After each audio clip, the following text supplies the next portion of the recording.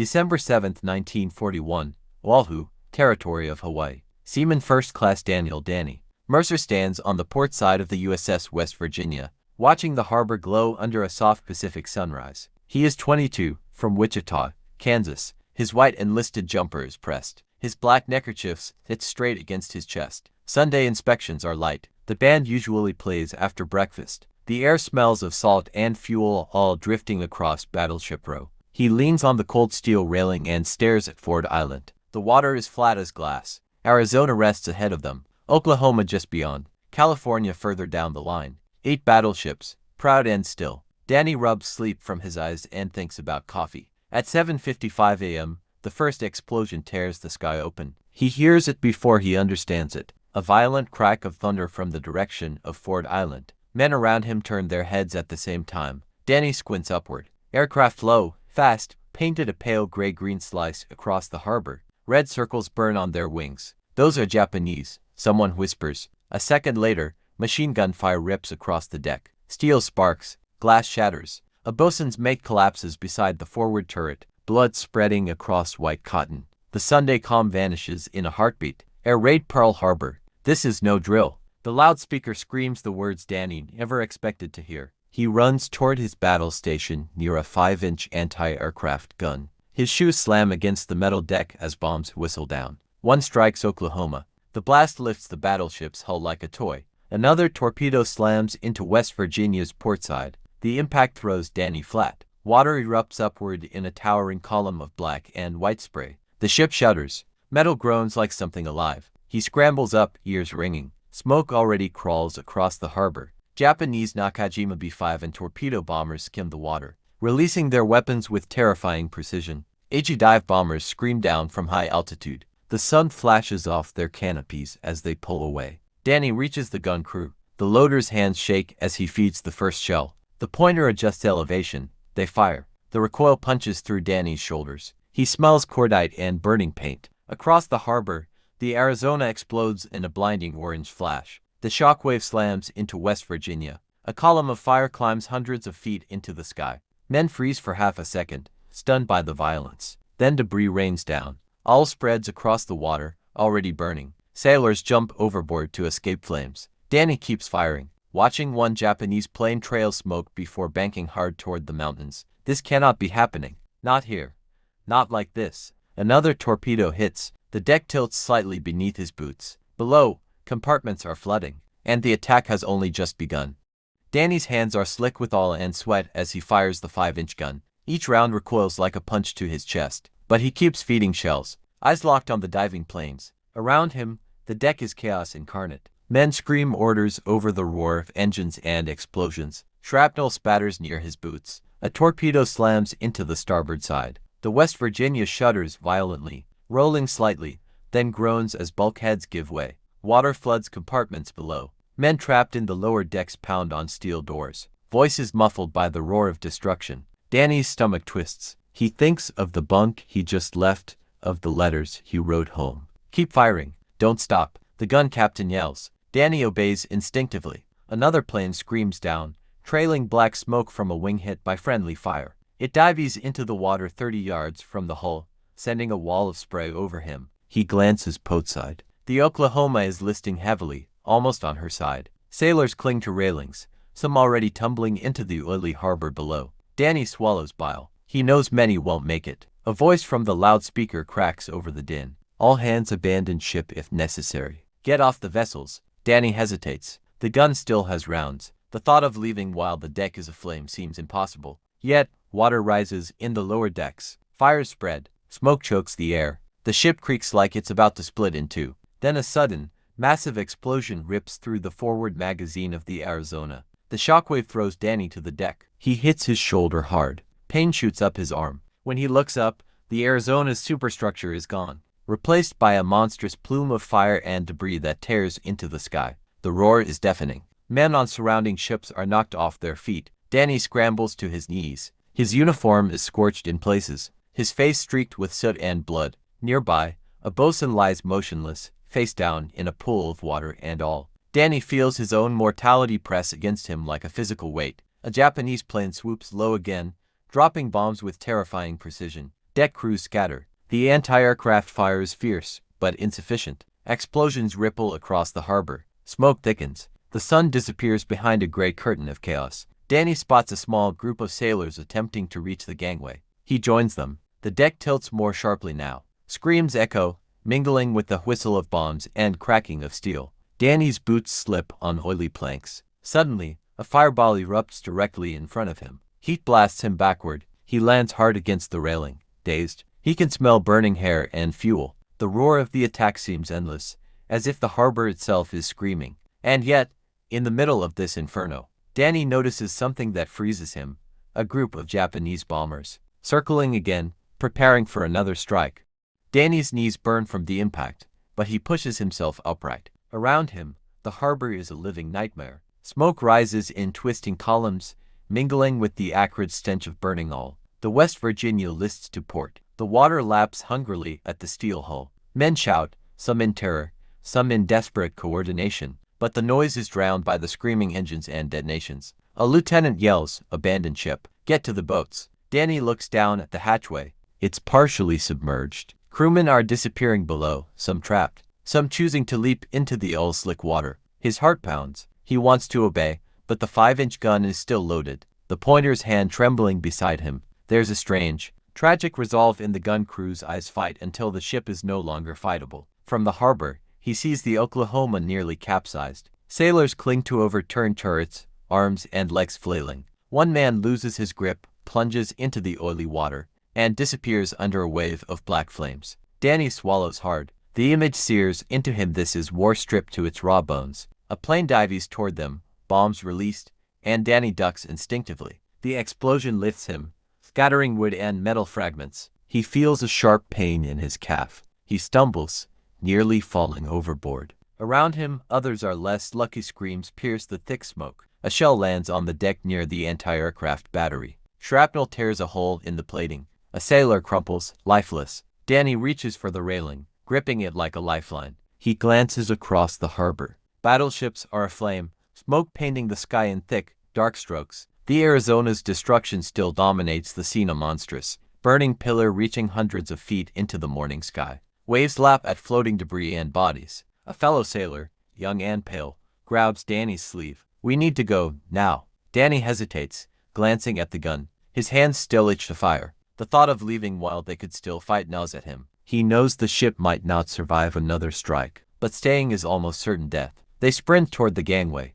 Water now reaches their ankles. Flames lick the deck edges. A torpedo hits nearby, throwing them sideways, but they scramble up onto the dock. Around them, sailors jump from the decks of other ships, their silhouettes framed against fire and smoke. The harbor has become a grotesque ballet of survival, destruction, and death. Danny's heart hammers. He watches Japanese bombers circle, preparing another wave. The attack shows no sign of slowing. Panic grips the men, but Danny forces himself to breathe, forcing his mind to focus on the next step, survival. He realizes, with a cold clarity, that the next few minutes will decide everything, not just for him, but for every sailor clinging to life in the harbor. A distant roar rises from the water. Something massive is approaching, and Danny's stomach knots. Danny hits the dock, boots sliding on slick wood. Around him, sailors are frantically climbing over each other, some pulling men from the water, others running blindly into smoke. The harbor is chaos. Incarnate flames reflect in the oily water, the air thick with smoke and the metallic tang of blood. He hears the shriek of a plane diving, feels the concussive blast of a torpedo hitting the water nearby. Splinters fly, knocking a sailor to his knees. He glances toward the Arizona once more. The wreckage is still burning, but now, amid the smoke, he notices a smaller figure moving with purpose. It's a young German POW, part of a labor detail assigned to the naval yard. His face is pale, eyes wide with fear, yet he's helping a wounded sailor toward safety. Danny hesitates, surprised to see someone else acting, not just surviving. The POW catches Danny's gaze, nods briefly, and continues pulling men through the oil and debris. Danny moves alongside him. They duck under a dangling lifeline as another plane swoops low. The POW whispers in broken English, "Move, now." Danny almost stumbles in the water but regains his footing. Around them, sailors scream as shells hit nearby docks, tossing crates and equipment into the harbor. Danny feels the weight of the moment. Survival isn't heroism here. It's instinct, luck, and quick decisions. The POW pauses to help another sailor from a burning dock. Danny realizes that despite nationality, fear is universal, and courage can come from unexpected places. Suddenly, a massive explosion erupts near the Oklahoma. The ship rolls violently, sending a wave of water over the dock. Danny and the POW are thrown off balance, landing hard. Splinters pierce Danny's sleeve, smoke fills his lungs. He coughs violently, tasting ash and all. Around him, men are screaming, praying, struggling to rise. Some have lost limbs. Others have lost hope. The POW yells over the din, "Boat, that way," pointing toward a small launch barely afloat. Danny scrambles after him. They push past a group of sailors attempting to hoist another wounded man aboard. Flames leap from the dock, consuming crates and tangled ropes. The heat is intense, relentless. Danny feels his shirt scorch against his shoulder. As they reach the launch, Danny glances back at the harbor. Battleships burn like giant, sinking fortresses. Smoke plumes twist into the sky, obscuring the sun. Explosions continue rhythmically, each one punctuating the horror with a deafening hammer. The chaos is unending. Danny's heart pounds. The launch rocks violently under their weight. Men around him are silent now, only the sound of fire and water filling their ears. Danny realizes that even if they escape the dock, the next minutes will demand every ounce of skill and courage. He grips the side of the boat. The POW climbs in first, then Danny. But as the launch begins to push off, a shadow cuts over the water, another Japanese plane banking sharply, its guns trained on the fleeing sailors. The launch shudders as the plane strafes across the harbor, bullets pinging off the metal hull. Danny hunches low, heart hammering, while the POW clings to the side. Eyes wide, lips pressed together, water sprays around them from near misses. Flames lick the harbor behind them, casting flickering shadows over every face. Danny feels sweat and salt mix on his skin, smells burning wood and fuel, and tastes fear on his tongue. Hold still. Don't make a target. The POW yells, voice hoarse from shouting over the chaos. Danny ducks lower, gripping the boat's edge. Men are falling into the water all around them, some screaming, some silent. All coated waves splash over the launch. Danny glances back. Battleships are collapsing into the harbor. Twisted metal and fire sending towering columns of smoke into the morning sky. The Arizona's remains still smolder, a horrifying monument of destruction. The launch bumps against floating debris. A crate hits Danny's shoulder, sending pain radiating through his arm. He winces, teeth gritted, but keeps rowing. Around them, sailors cling to pieces of wreckage, crying out for help or drifting silently, their faces pale and empty. He glimpses the Oklahoma now fully capsized, its massive hull protruding from the water at an impossible angle. Men trapped inside pounding on bulkheads. The sight fills Danny with a mix of horror and urgency. Another plane screams low, its machine gun spitting death. Danny ducks instinctively. Splinters fly. He hears someone scream behind him. The POW pushes the oars harder, muscles straining, face contorted. Waves splash violently over the launch's sides. Each second feels stretched into an eternity. Danny's thoughts flash to home, Wichita, Kansas, his mother baking bread, the letters he never sent. Survival is no longer abstract. It's every breath, every move. He sees a sailor struggling in the water nearby, coated in burning hull. Without thinking, he reaches out, yanking him toward the launch. The sailor coughs violently, eyes wild. "Grab on!" Danny shouts. The man clings, coughing, choking, soaked in black water. The POW adjusts the oars, keeping them away from the worst of the debris. Danny's arms burn, lungs heaving. Flames dance across the water ahead, but slowly, impossibly, they pull clear. Behind them, the harbor is an inferno. Explosions echo like distant thunder, mixing with the screams of men and the roar of aircraft engines. The devastation is total, overwhelming, nearly incomprehensible. Danny feels an icy dread in his gut. This morning has already claimed hundreds, perhaps thousands, and yet the Japanese planes are still circling, poised for another strike. Danny grips the side of the launch tighter. He knows the next few minutes will demand all his courage, all his will to survive. And in the distance, across the harbor, he notices a small, shattered dock. There might be more survivors there, but the plane overhead is banking sharply, preparing to dive again. Danny leans low in the launch, arms trembling from the constant strain. The small boat bobs violently, tossed by waves and debris. Around them, the harbor is a war-torn graveyard. Smoke and flames blur the morning sun, turning the sky into a hellish orange and gray canvas. Danny wipes soot from his face, tasting ash and salt. His ears are still ringing from explosions. Somewhere behind, the groan of metal twisting echoes over the roar of engines and shouts. The POW beside him scans the water, eyes sharp. "We, We can reach the main channel. Away from the ships, he says, voice clipped and urgent. Danny nods, adrenaline overriding fatigue. They row hard, pushing the launch through floating timber, burning crates, and bodies. Occasionally, Danny yanks a sailor or a wounded man aboard, the launch creaking under the weight. Suddenly, a deafening roar splits the air. Another Japanese bomber dives, releasing a torpedo. The launch is thrown violently, water surging over the sides. Danny feels the cold shock of the sea as it slaps his chest. He hears screams nearby, cries swallowed by explosions. Smoke stings his eyes. Flames lick the edges of the harbor docks. The world narrows to one singular instinct: stay alive. Danny glances back. Battleships are listing, engulfed in smoke and fire. The West Virginia he just left is a burning silhouette, men still trapped aboard. He can see sailors clinging to overturned lifeboats, some screaming for help, others motionless. All spreads across the water, catching fire in random patches. The harbor has become an endless maze of death and flame. The POW shouts, pointing to a narrow passage between two burning hulks. Danny rows with every ounce of strength, muscles screaming, lungs burning. They slip through, narrowly missing a floating deck section that smashes into the boat. Splinters pierce the launch, knocking Danny sideways, but he keeps moving. Behind them, the smoke obscures everything: ships, planes, men reduced to shadows in the inferno. Danny's mind flashes to the stories of Pearl Harbor before the attack. Drills, inspections, the calm of Sunday mornings. None of it matters now. The Japanese planes are still circling. Precision strikes relentless, yet somehow, Danny and the POW have survived the initial storm. But survival has a cost. Danny feels it in his muscles, his lungs, and his trembling hands. Around him, men hang on, some quiet, some sobbing, all terrified. The roar of the harbor, the smell of burning oil, and the distant screams are a constant reminder.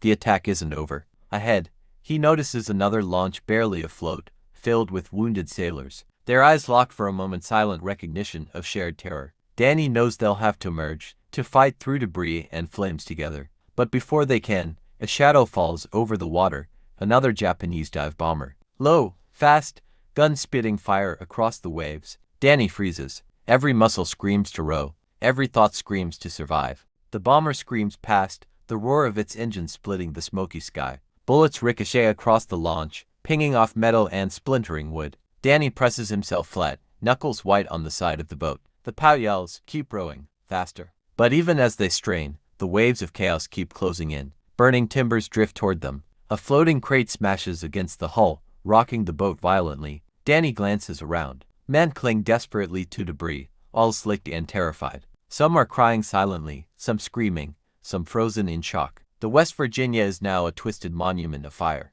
Smoke curling high into the sky, hull groaning as if in pain. Nearby, the Oklahoma is fully capsized, its massive turrets emerging from the water at impossible angles. Men trapped inside pound on steel doors. Muffled screams barely audible over the chaos. The POW grabs Danny's sleeve. Their channel. We can get to the other side. Danny nods, muscles screaming as he rows with every ounce of strength. Water laps over the sides, cold and suffocating. He glances toward a small motor launch bobbing nearby, already half full with wounded sailors. Without thinking, he steers toward it, knowing they'll have to combine or risk being swamped. As they near the launch, another torpedo slams into the water between them. The explosion sends a shockwave through the boat, tossing Danny and the POW off balance. Water surges over the sides, nearly capsizing them. Danny's heart races. The smell of burning fuel and salt mixes with the metallic tang of blood. Around him, the harbor is a living inferno. A young sailor, barely conscious, reaches for the launch. Danny hauls him aboard just as another shell strikes the water nearby. The POW stabilizes the launch, muscles straining, eyes darting to the horizon. Danny's thoughts whirl. Who will survive? Who has already gone? The air is thick with fear, adrenaline, and the stench of death. Suddenly, Danny hears a scream, a high, terrified wail from a group of women pose. Civilians captured earlier in the harbor labor detachment. They had been pulled from the naval yard by Japanese forces, hidden behind barricades as the attack unfolded. Their voices pierced the smoky morning, raw and fearful, echoing across the chaotic harbor. Danny's chest tightens. Even amid the mechanical horrors of battle, human suffering strikes deeper. The POW glances at Danny.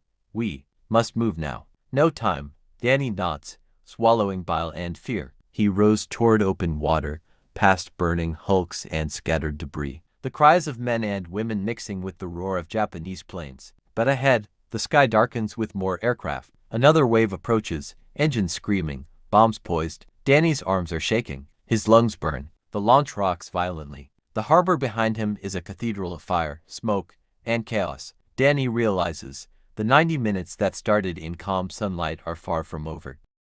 Danny grips the edge of the launch, muscles screaming as the boat pitches over waves of fire-slicked water. Around him, the harbor is a hellscape. Smoke curls in thick black columns, mingling with the acrid smell of burning oil and wood. Bodies float past, some motionless, some flailing. Cries muffled by the roar of engines and the whine of planes overhead. Danny's heart pounds. Every second is a battle between instinct and exhaustion. The POW beside him rows with grim determination, guiding them through a maze of debris. Danny spots another small craft, barely afloat, its occupants screaming, desperate for safety. Without thinking, he leans over, grabbing a sailor who is about to be swept away. The launch rocks violently. Water slaps over the sides. Danny tastes salt and blood. A deafening roar cuts across the harbor. Another Japanese bomber dives low, releasing a torpedo. The explosion sends a surge of water over the launch, nearly capsizing it. Danny clings to the edge, eyes wide, chest tight. Behind them, the West Virginia lists heavily,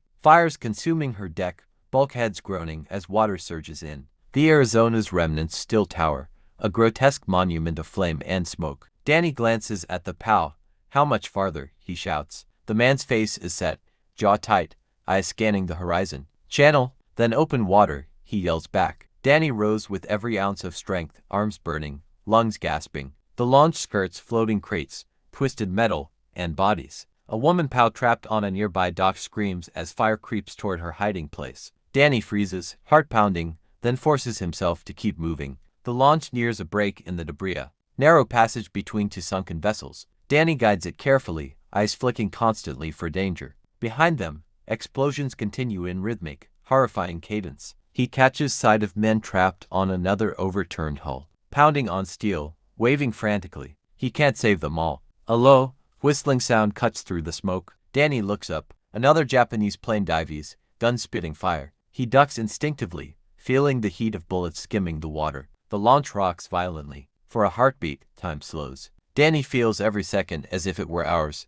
They clear the narrow passage. Open water stretches before them, a temporary reprieve. The roar of planes fades slightly, replaced by distant fires and cries. Danny sits back, chest heaving, soaked with oil, sweat, and salt water. His eyes scan the horizon. Open water is freedom, but danger still hangs above. The POW leans forward, scanning the skies.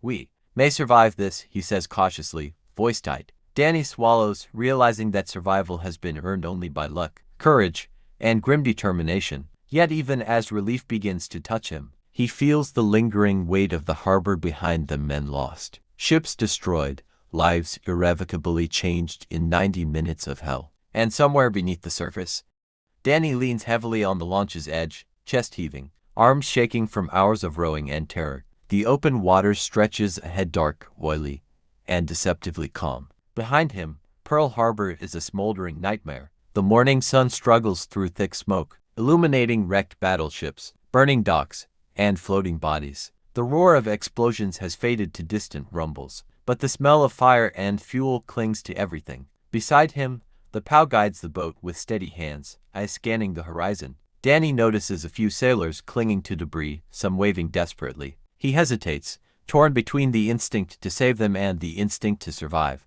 Every muscle aches, his lungs burn, his mind is raw with exhaustion. The human cost of the attack weighs on him. Friends, strangers, men and women, American and foreign, caught in the merciless storm of war. Suddenly, a flicker of movement catches his eye, a small motor launch ahead, already rescuing survivors. Danny rows toward it, weaving between floating debris and all patches. Waves of burning water lap at the sides of their boat. He pulls a sailor aboard, coughing, eyes wide with shock. Around them, the POW steadies the launch, sweat streaking his soot-covered face. Danny glances back one last time at the harbor. The West Virginia is partially submerged, flames climbing its masts, bulkheads twisted and blackened. The Arizona remains a colossal pillar of destruction, smoke and fire reaching impossibly high. He feels a heavy weight settle in his chest.